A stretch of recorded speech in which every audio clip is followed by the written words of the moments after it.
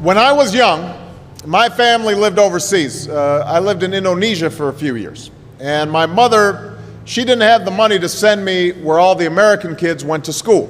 But she thought it was important for me to keep up with an American education. So she decided to teach me extra lessons herself, Monday through Friday. But because she had to go to work, the only time she could do it was at 4:30 in the morning. But whenever I'd complain, my mother would just give me one of those looks and she'd say, "This is no picnic for me either, Buster." So I know that some of you are still adjusting to being back at school, but I'm here today because I have something important to discuss with you. My father left my family when I was 2 years old, and I was raised by a single mom who had to work and who struggled at times to pay the bills and wasn't always able to give us the things that other kids had. There were times when I missed having a father in my life. There were times when I was lonely and I felt like I didn't fit in. So I wasn't always as focused as I should have been on school. And I did some things that I'm not proud of. And I got in more trouble than I should have. And my life could have easily taken a turn for the worse. But I was lucky. I got a lot of second chances. And I had the opportunity to go to college and law school and follow my dreams. My wife, our First Lady, Michelle Obama, she has a similar story. Neither of her parents had gone to college, and they didn't have a lot of money. But they worked hard, and she worked hard so that she could go to the best schools in this country. Some of you might not have those advantages. Maybe you don't have adults in your life who give you the support that you need. Maybe someone in your family has lost their job, and there's not enough money to go around.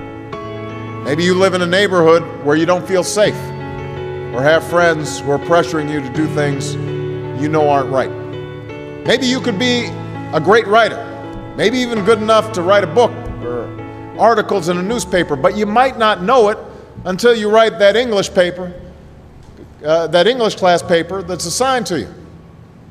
Maybe you could be an innovator or an inventor, maybe even good enough to come up with the next iPhone or the new medicine or vaccine, but you might not know it until you do your project for your science class. Maybe you could be a mayor or a senator or a Supreme Court justice, but you might not know that until you join student government or the debate team. And no matter what you want to do with your life, I guarantee that you'll need an education to do it. You want to be a doctor or a teacher or a police officer? You want to be a nurse or an architect, a lawyer or a member of our military? You're going to need a good education for every single one of those careers. You cannot drop out of school and just drop into a good job. You've got to train for it and work for it and learn for it. And this isn't just important for your own life and your own future. What you make of your education will decide nothing less than the future of this country.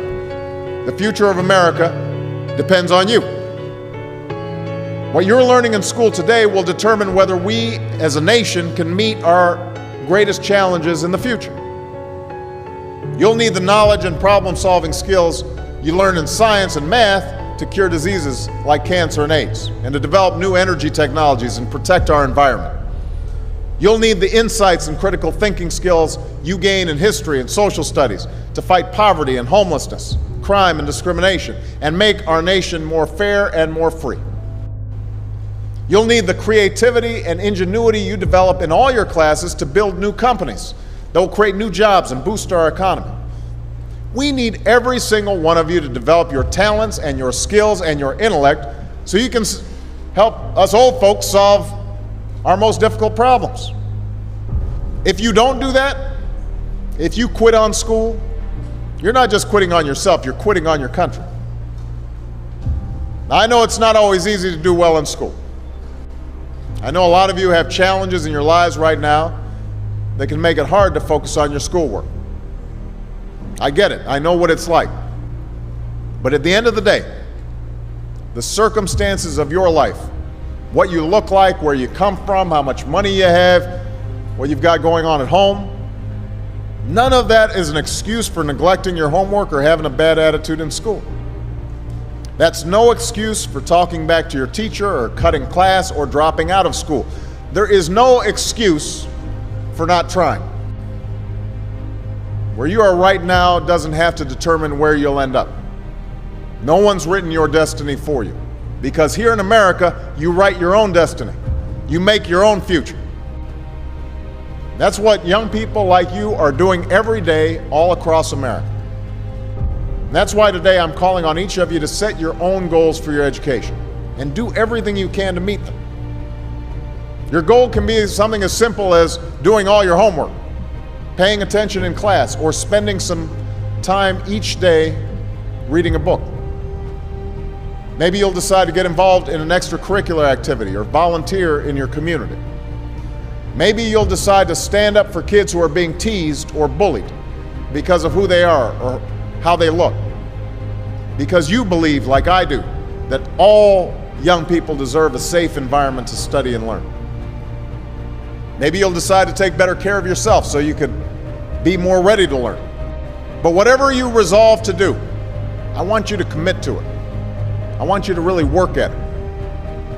I know that sometimes you get that sense from TV that you can be rich and successful without any hard work. That your ticket to success is through rapping or basketball or being a reality TV star.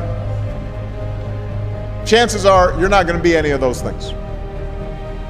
The truth is, being successful is hard. You won't love every subject that you study. You won't click with every teacher that you have. Not every homework assignment will seem completely relevant to your life right at this minute. And you won't necessarily succeed at everything the first time you try. That's okay. Some of the most successful people in the world are the ones who've had the most failures. J.K. Rowling, who wrote Harry Potter. Her first Harry Potter book was rejected 12 times before it was finally published. Michael Jordan was cut from his high school basketball team. He lost hundreds of games and missed thousands of shots during his career. But he once said, "I have failed over and over and over again in my life, and that's why I succeed." These people succeeded because they understood that you can't let your failures define you. You have to let your failures teach you. You have to let them show you what to do differently the next time. So if you get into trouble, that doesn't mean you're a troublemaker. It means you need to try harder to act right. If you get a bad grade, that doesn't mean you're stupid. It just means you need to spend more time studying. No one's born being good at all things. You become good at things through hard work.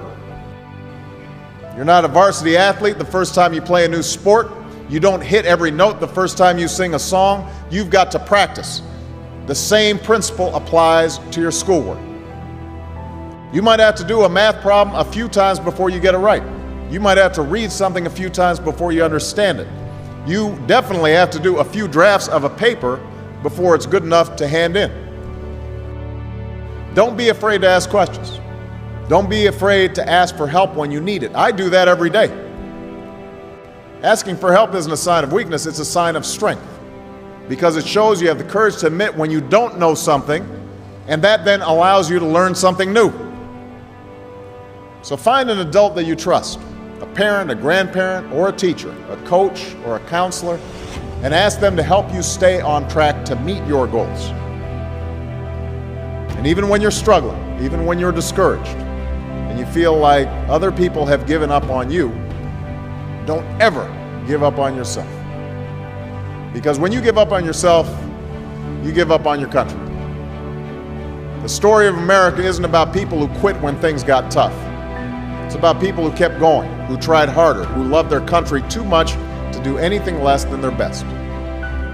It's the story of students who sat where you sit 250 years ago and went on to wage a revolution, and they founded this nation. Young people. Students who sat where you sit 75 years ago, who overcame a depression and won a world war, who fought for civil rights and put a man on the moon. Students who sat where you sit 20 years ago, who founded Google and Twitter and Facebook and changed the way we communicate with each other. So today, I want to ask all of you, what's your contribution going to be? What problems are you going to solve? What discoveries will you make? What will a president who comes here in 20 or 50 or 100 years say about what all of you did for this country? You know, your families, your teachers, and I are doing everything we can to make sure you have the education you need to answer these questions. I'm working hard to fix up your classrooms and get you the books and the equipment and the computers you need to learn. But you've got to do your part too. So I expect all of you to get serious this year. I expect you to put your best effort into everything you do. I expect great things from each of you. So don't let us down. Don't let your family down or your country down. Most of all, don't let yourself down. Make us all proud.